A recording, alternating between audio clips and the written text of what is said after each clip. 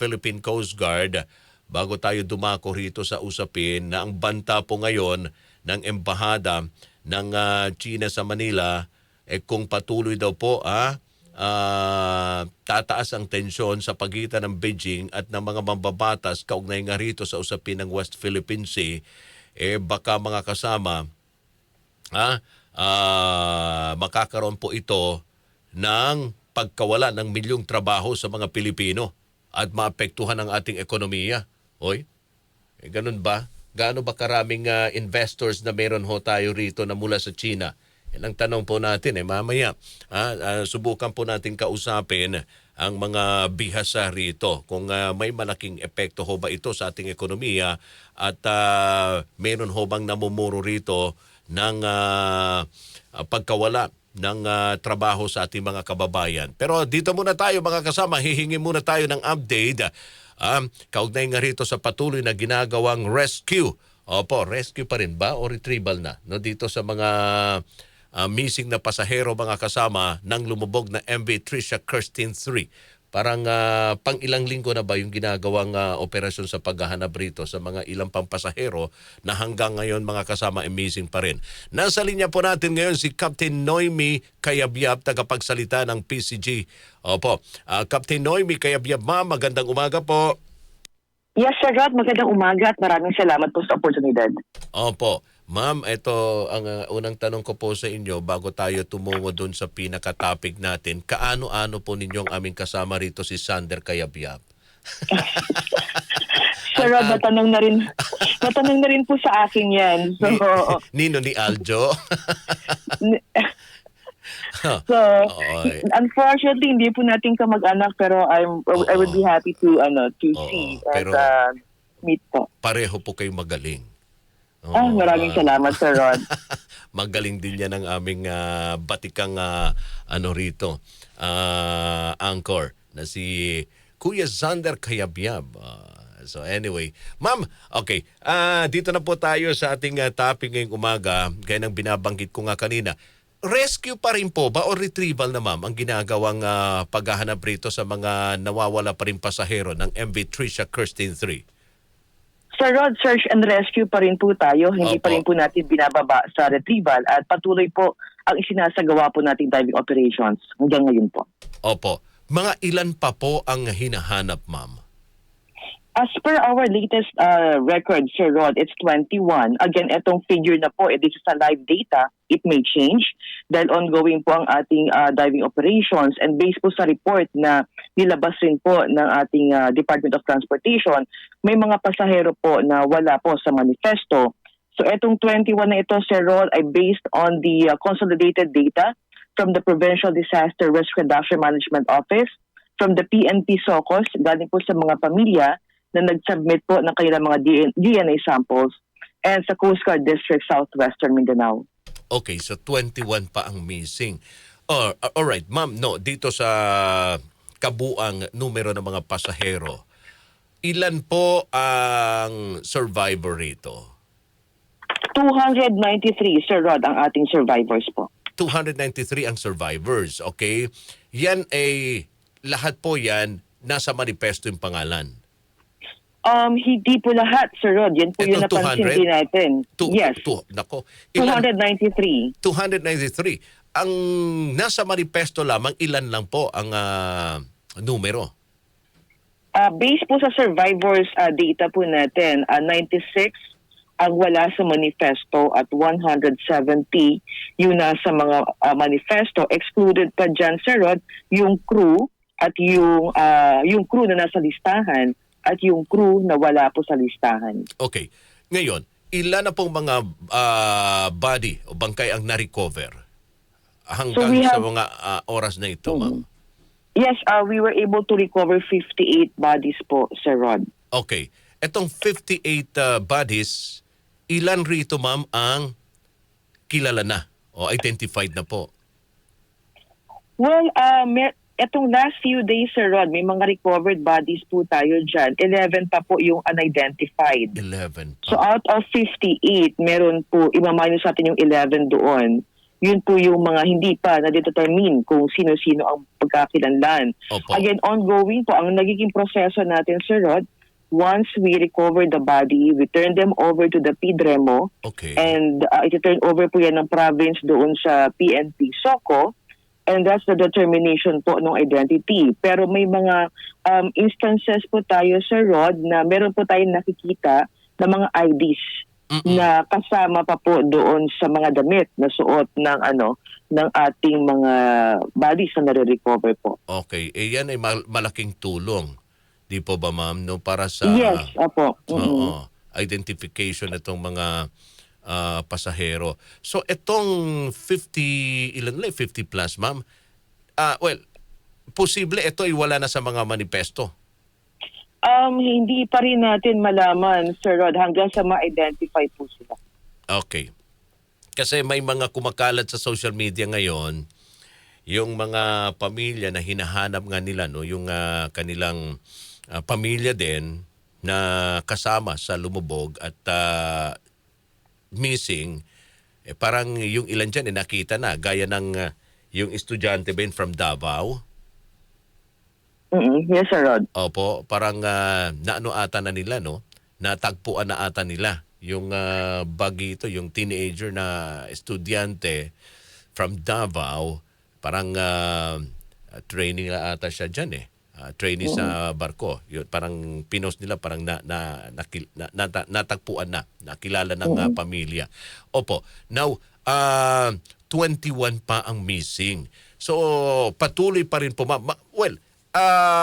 Sa ngayon wala pa ho kayong idea kung saang makikita, wala pa pong senyales yung lokasyon nitong 21 na pasahero na kasama diyan sa lumubog na MV Tricia. Sir Rod, sa pagsuyod po ng ating mga technical divers, hinati po natin yung dalawang deck, no? Opo. Yung deck A, ito po yung economy accommodation, yung cabin, and then yung bridge. Ito po bridge po, alokasyon po kung nasaan po yung mga kapitan at yung crew po during the navigation. So nasuyod na po yan ng ating technical divers. So halos 40 to 45% na po ang kanila nasuyod sa itong barko na to. And now, they are doing the diving operations sa Deck B. So ito po yung cargo deck, engine room, at yung cabin crew. Opo. So itong kahapon na na-recovered po natin na body, yan po ay nakita banda sa may ship store, doon sa may tindahan po nung barko. May maliit po kasi tindahan usually dyan. So doon po yan nakita. So susuyurin po ngayon ng ating divers atong Deck B.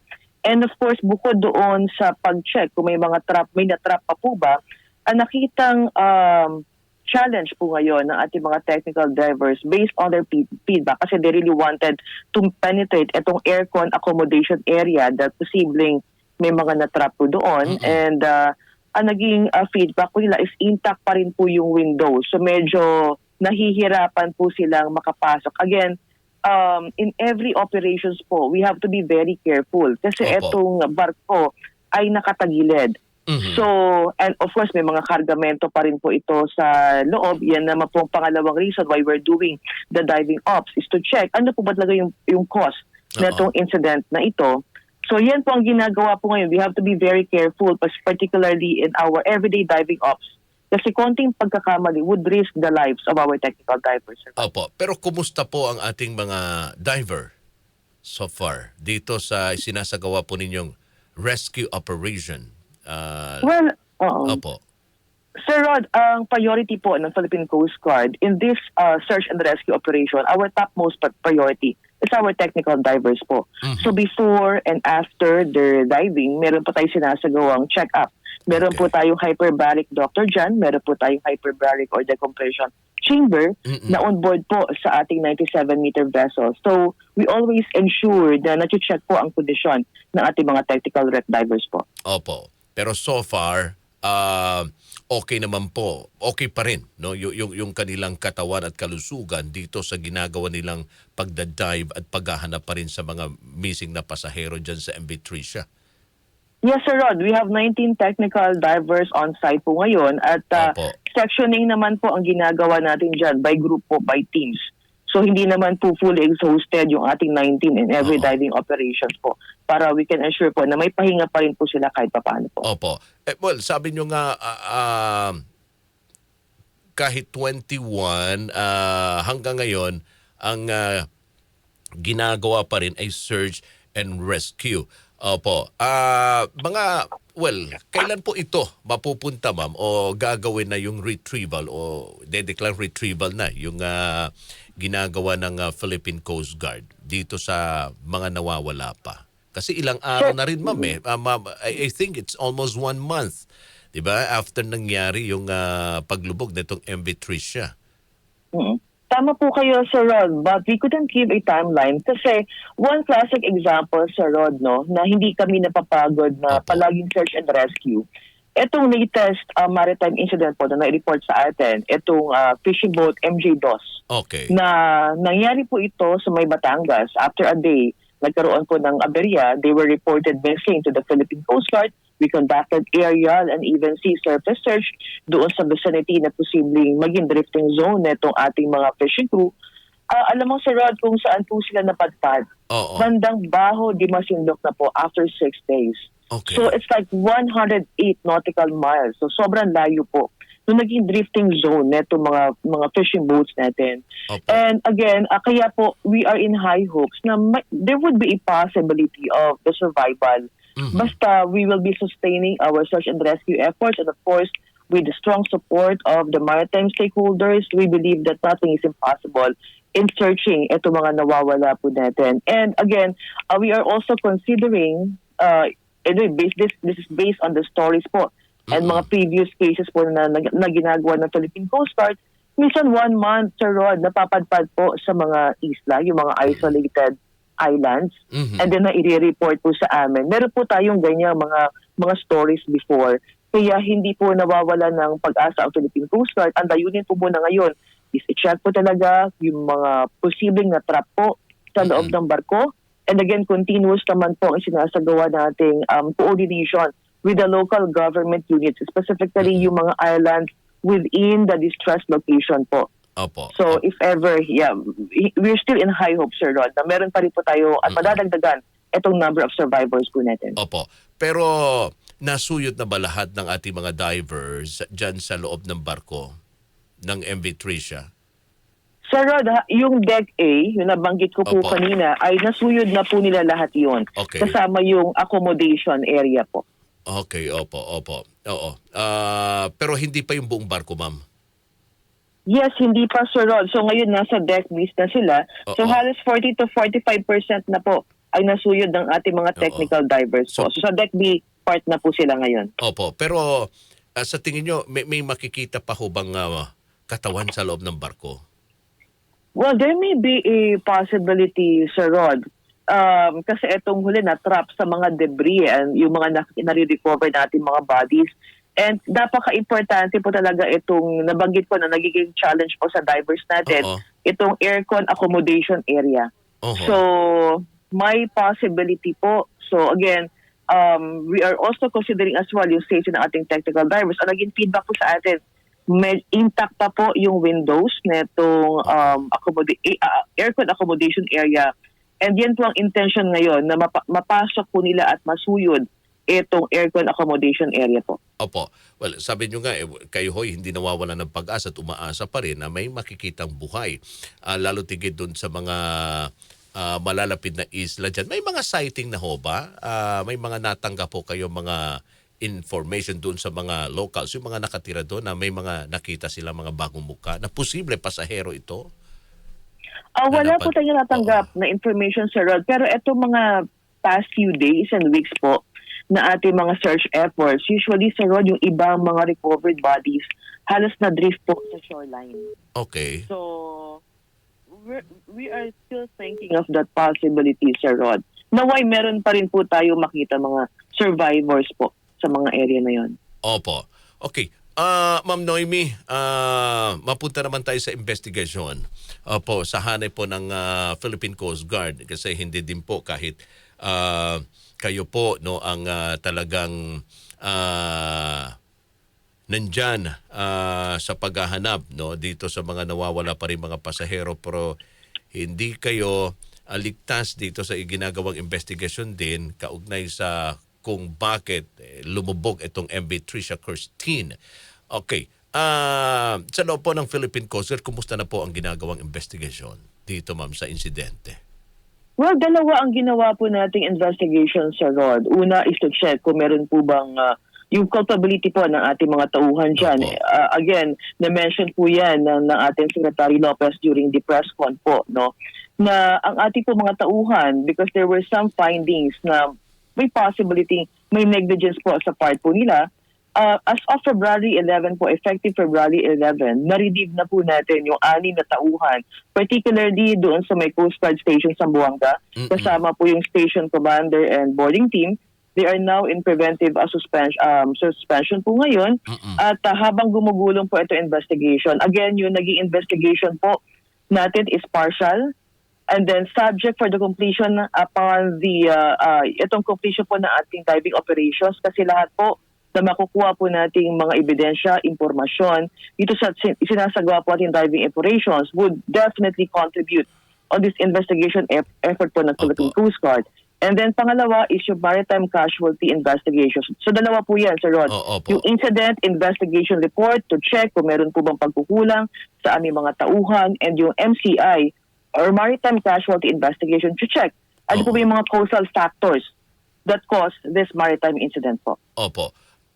Partikular sa ano pong asunto, no, dito sa insidente, involved itong mga nirelieve. Yung posibleng involved nitong mga kawani ng Philippine Coast Guard na nirelieve po sa pwesto na dyan na nakabase sa Zamboanga, ma'am. Well, una-una, Sir Rod, hindi pa po kumpleto yung ating investigation dyan. No? I cannot give a conclusive statement.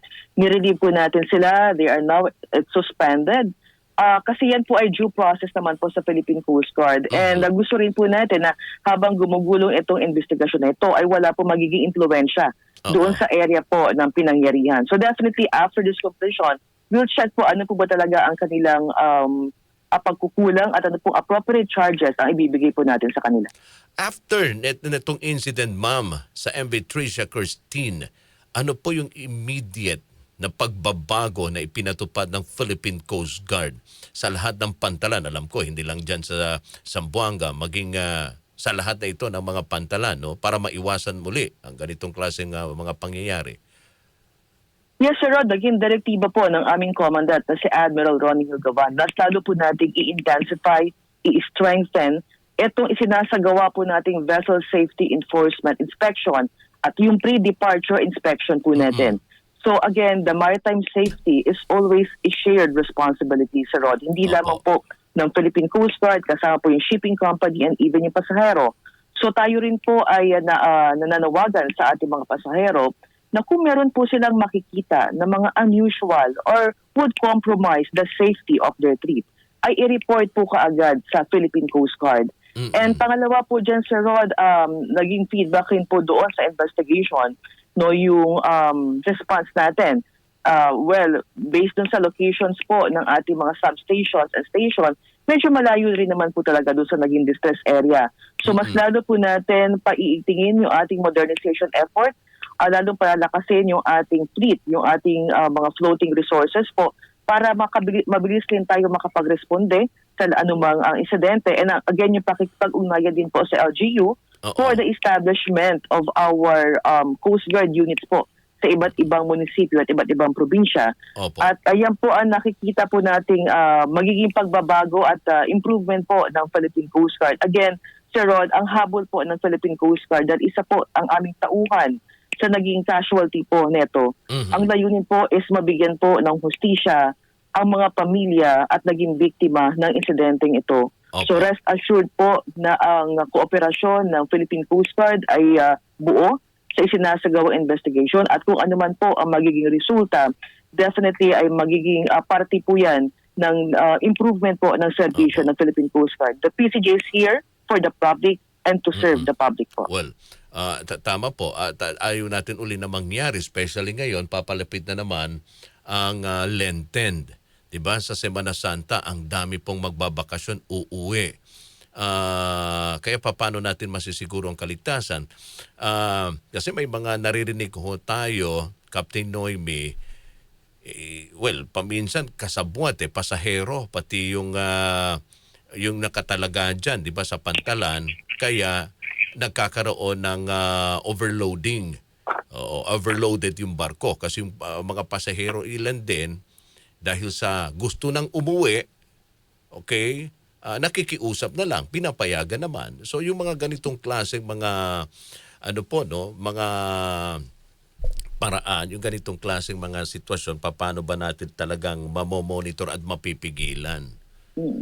Yes, Sir Rod, tama po kayo at narinig din po natin yan. Again, pagdating po sa safety, Sir Rod, lalo na po sa barko, before po tayo mag-commence ng ating tinatawag na pre-departure inspection, ang kapitan po niyan, Sir Rod, ay nagbibigay o nagsasubmit ng Master's Declaration of Safe Departure. So, ibig sabihin po niyan, ensuring na kung sino lamang po ang nasa manifesto, ay siya lamang po ang sasakay sa barko. Kasama rin po kung tama po ba ang bigat ng kargamento, and even yung pag-check yung seaworthiness, and even yung mga life-saving equipments on board the vessel po. Dapat po yan nakalagay doon sa declaration na ibibigay ng kapitan. And then based po doon sa nabagit yung mga pasahero, we encourage po itong public at ating mga kababayan na wag po tayong bibilhin ng mga ticket sa mga hindi otorisadong lugar. Kasi yan din po ang naging result po ng investigation. No? Kaya marami rin po tayo serod na itala ng mga pasahero na wala po sa manifesto. Dahil yung iba po accordingly doon sa report ay bumibili po doon sa mga pictures po na on board doon sa barko. So doon po sila bumibili sa barko.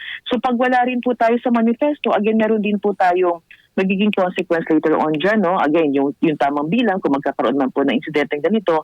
So yan po yung iniiwasan natin. Kaya I always highlighted, Sir Rod, that safety is always a shared responsibility. So, hindi lamang po ng shipping company, but yung pasahero, yung kooperasyon po ng pasahero na kung meron pong nakikitang mali doon sa sistema po ng barko, ay i-report po kaagad sa Philippine Coast Guard. Again, tayo ay maglalakbay. And the objective why we're doing the inspection is to always ensure the safety not only of the cargoes, but the passenger as well. So, we need as well the cooperation of the passengers po. Ayun.